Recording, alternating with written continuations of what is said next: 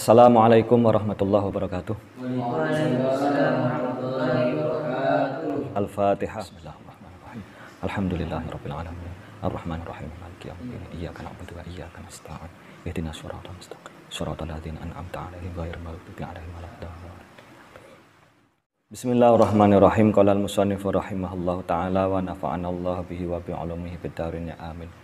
Bismillahirrahmanirrahim. Adabul manzili, adab anak ketika di rumah. Yajibu 'alal waladi ayyura'iyal adaba fi manzilihi. Wajib bagi seorang anak untuk menjaga adab di rumahnya. Bi ayah tarima walidayhi, dengan cara menghormati kedua orang tuanya, wa ikhwanahu, dan saudara laki-lakinya, wa akhwatihi, dan saudara perempuannya, wa kullaman fil manzili, dan setiap orang yang berada di rumah. Wala ya'mala syai'an yughdibu ahadam minhum, dan tidak melakukan sesuatu yang dapat membuat marah salah seorang dari mereka. Wala yu'anida akhahul kabira, tidak melawan atau menentang saudara laki-lakinya yang lebih tua. Wala yukhasima akhahu shaghira, tidak berkelahi dengan saudara laki-lakinya yang lebih muda atau adiknya. Pada pelajaran ini kita akan membahas tentang adab seorang anak di dalam rumahnya. Ya, tentu banyak adab-adab yang harus kita lakukan sebagai seorang anak di dalam rumah kita. Yang pertama adalah memuliakan atau menghormati kedua orang tua. Ini sudah dijelaskan panjang lebar pada pertemuan kemarin. Adab kita dengan ibu, adab kita dengan ayah, itu sudah sangat banyak dijelaskan pada pertemuan-pertemuan yang lalu. Jadi yang terpenting kita bagi seorang anak, hendaklah kita menjaga adab-adab itu dalam kehidupan kita sehari-hari. Misalkan orang tua biasa mengajarkan kepada kita, ya, kalau seandainya orang tua berada di bawah, jangan kita sebagai seorang anak berada di atas, misalkan duduk di atas, itu tidak sopan. Atau misalkan ya, kita lewat di depan ayah atau ibu atau orang yang lebih tua, bagaimana caranya? Ya, menunduk, permisi. Itu adab-adab itu ya sangat baik kalau kita amalkan. Nanti kalau seandainya kita mengamalkan itu, kemudian kita punya adik, pasti dia akan meniru. Oh, begini caranya ketika berjalan di depan orang tua atau orang yang lebih tua. Ya, kemudian kita berbicara dengan orang tua harus lemah lembut, ya, jangan sampai mengeluarkan perkataan-perkataan yang kasar. Kemudian juga dengan saudara kandung. Nah, ini yang perlu banyak juga kita ketahui. Barangkali di antara kalian, para santri sekalian, ada yang punya abang di rumah, ada yang punya kakak di rumah, ada yang punya adik. Ya, kecuali dia anak sematawayang, anak tunggal. Ya. Kalau orang atau kalian punya saudara laki-laki atau saudara perempuan, abang, kakak atau adik yang jumlahnya banyak, itu sangat bersyukur. Karena apa? Karena kalian ya tentu akan hidup bersama-sama sampai nanti mungkin kedua orang tua kalian tidak ada, kalian masih bisa saling bahu-membahu, bantu-membantu. Ini harus dijaga sejak kalian kecil. Jadi jangan sampai antara ya misalkan abang, kakak dengan kita nih sering tidak akur, sering kelahi. Itu tak boleh. Ya memang namanya adik-beradik di rumah tangga itu kadang-kadang terjadi kelahi kecil-kecilan, tuh ya hal-hal yang wajar saja. Tapi jangan sampai terjadi ya perseteruan yang mengakibatkan di antara kalian sama saudara kandung itu sampai tidak bertegur sapa. Ini bahaya. Sebab nanti kalau kalian sudah tidak memiliki orang tua, dalam artian orang tuanya sudah tidak ada, sudah meninggal dunia semua, tentu kita menjalani kehidupan ini dengan siapa? Ya, yang paling akrab itu biasanya tetap dengan saudara kandung. Misalkan ya orang tua sudah tidak ada, kemudian kita sama-sama semuanya sudah berumah tangga, kita mengalami kesulitan, ya mungkin dari segi ekonomi, tentu Orang yang pertama kali kita mintai bantuan siapa? Saudara kandung. Telepon abang atau telepon adik, ya. Nah, makanya sejak kecil itu, sejak kalian usia-usia segini, pupuklah rasa persaudaraan itu. Nah, jangan sampai nanti antara saudara kandung tidak akrab, saling berseteru, nanti sampai dewasa begitu juga. Ini bahaya. Kalau orang tuanya sudah tidak ada, apa yang dibuat? Rebutan warisan, ya, saling iri mengiri. Kalau ada yang membutuhkan bantuan, yang lain tak mau tahu. Islam tidak mengajarkan seperti itu. Kenapa kita dengan saudara kandung itu harus akrab? Karena kita berasal dari orang tua yang sama. Kita pernah hidup di dalam rahim yang sama. Kemudian mungkin golongan darah kita juga sama. Kita berasal dari satu ayah, satu ibu. Ini kan kita memang betul-betul yang seperti ini kita harus tahu agar kita bisa menjaga adab akhlak kita dengan sesama saudara kandung. Kalau selama ini di antara kalian ada yang pernah berseteru dengan abang, kakak atau adik, maka sudahilah, ya. Mereka adalah orang-orang yang nanti akan bersama-sama kita dalam mengarungi kehidupan ini, saling bantu-membantu, saling memberikan masukan, motivasi, dan lain sebagainya. Kemudian yang berikutnya, adab-adab di rumah ini sebetulnya banyak, ya. Di antara lain jangan sampai kita menyakiti salah satu dari saudara kandung kita atau dari orang-orang siapa saja yang ada di rumah kita. Kalau ada orang yang sedang istirahat, misalkan sedang tidur, kita jangan sampai berisik, mengganggu, apalagi kalau seandainya di rumah kita ada yang sedang sakit. Coba kalau kalian misalkan sakit, tak usahlah yang ini sakit gigi aja lah misal. Sakit gigi, ada orang ataupun siapa yang ada di rumah kita itu membuat keributan, kira-kira bagaimana? Tambah sembuh atau tambah sakit? Tambah sakit kan? Ya ini. Atau misalkan ayah capek habis kerja, sedang istirahat, ya kita jangan berisik. Kalau menghidupkan TV misalkan, ya jangan kuat-kuat suaranya. Oh, ada yang tidur. Islam mengajarkan begitu. Ya, sangat mengajarkan bagaimana menghargai orang lain. Sampai-sampai misalkan begini, ya kalian di asrama, ketika tengah malam kalian sholat tahajud, kawan lain sedang tidur, kita tak boleh berisik. Ya sholatlah dengan pelan-pelan. Kalau kita membaca Al-Quran ketika malam kawan kita sedang tidur, jangan sampai bacaan kita itu mengganggu teman kalian yang sedang tidur. Ini tak boleh. Kita Islam sangat mengajarkan kita toleransi kita, jangan sampai kita melakukan perbuatan-perbuatan yang dapat mengganggu orang lain. Ini di rumah pun begitu.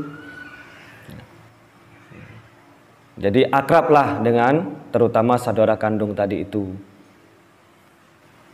Supaya nanti kalau dewasa kita mudah. Mana tahu namanya orang hidup kan tidak setiap saat enak terus. Barangkali Allah kasih ujian, kita mengalami kesulitan, contoh dari segi ekonomi, ya. Misalkan ada keluarga kita yang sedang sakit, mau berobat, uang tak cukup, siapa yang kita telepon? Saudara kandung. Nah, ini penting untuk kalian ketahui. Kemudian yang berikutnya, ketika di rumah kita, ya jangan sampai kita melakukan hal-hal yang dapat merusak sarana prasarana di dalam rumah kita. Misalkan apa? Kalau anak-anak seusia ini, misalkan merusak pintu, merusak apa? Peralatan dapur. Kalau yang perempuan, kalau nyuci piring jangan sampai pecah. Nah, nanti marah ibumu. Nah, kemudian apa lagi? Jangan mencoret-coret dinding, mencoret-coret lemari. Ini kan anak-anak seusia. Seperti kalian tuh kan kadang-kadang di mana ada tempat di situ digambar, di situ ditulis sembarangan. di buku, di kulit buku lah, di meja lah, di lemari lah, di dinding. Nah, ini kalau bisa kebiasa seperti itu. Nah, coba jangan dilakukan, apalagi di rumah. Coba pintu rumah itu kalian coret-coret, gambar-gambar. Kira-kira siapa yang marah? Marah tak? Nah, marah ayah. Jadi peralatan di rumah itu dijaga baik-baik, hargai. Karena apa? Kalau seandainya rusak, pasti akan mengeluarkan biaya. Kita jaga apa yang ada. Kemudian apa lagi? Jangan merusakkan pepohonan yang ada di sekitar rumah kita.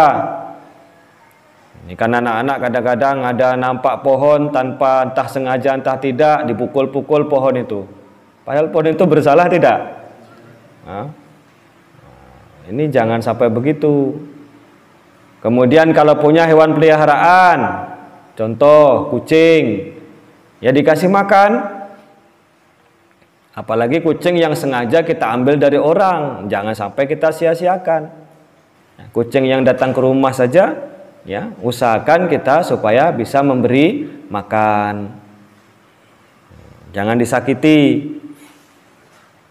Bahkan kepada hewan pun Islam mengajarkan supaya kita berbuat baik. Termasuk kita membohongi kucing, itu tak boleh. Bagaimana Pak membohongi kucing? Misalkan kucing dipanggil, pus, pus, pus, pus. Kasihlah makanan. Sementara yang dikasih itu bukan makanan. Apa? Batu misalkan. Ya, itu tak boleh. Apalagi sampai menyakiti hewan. Islam itu luar biasa mengajarkan kita terhadap hewan pun kita diajarkan untuk berbuat baik. Contohnya, Islam mengajarkan bagaimana menyembelih binatang. Contoh menyembelih ayam atau kambing. Itu pakai adab, bukan sembarangan. Pisaunya harus tajam. Tak boleh pisau atau parang yang tumpul atau bergerigi. Nanti bisa membuat hewan itu terasa lebih sakit.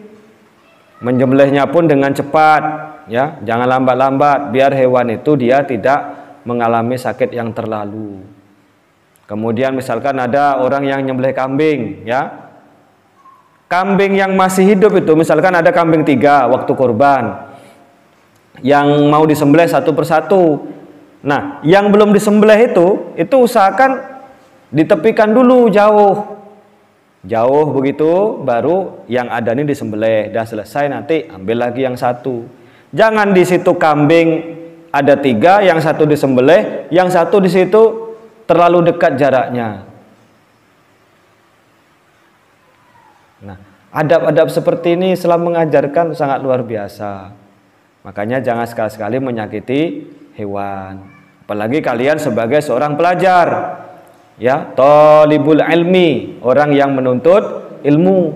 Mengapa begitu? Dalam hadis itu disebutkan bahwa salah satu keistimewaan orang yang menuntut ilmu adalah dimintai ampun oleh makhluk yang ada di langit dan makhluk yang ada di bumi, sampai ikan yang berada di dalam air.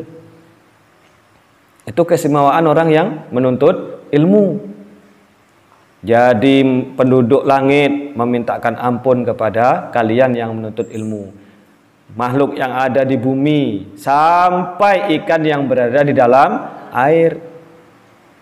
Bisa jadi ya kucing yang kita pelihara itu juga memintakan ampun kepada kita. Kalau kita memang sebagai seorang yang menuntut ilmu. Makanya Islam itu sangat memperhatikan terhadap akhlak. Jadi dengan binatang pun, bahkan dengan tumbuh-tumbuhan, dengan pohon-pohon, kita juga harus bisa berbuat baik. Ya kalau misalkan pohon mau ditumbang, ya tumbangkan saja. Ini tidak, pohon dipotong tidak, tapi disakiti. Kulitnya disisik, dikikis itu, kemudian pakai parang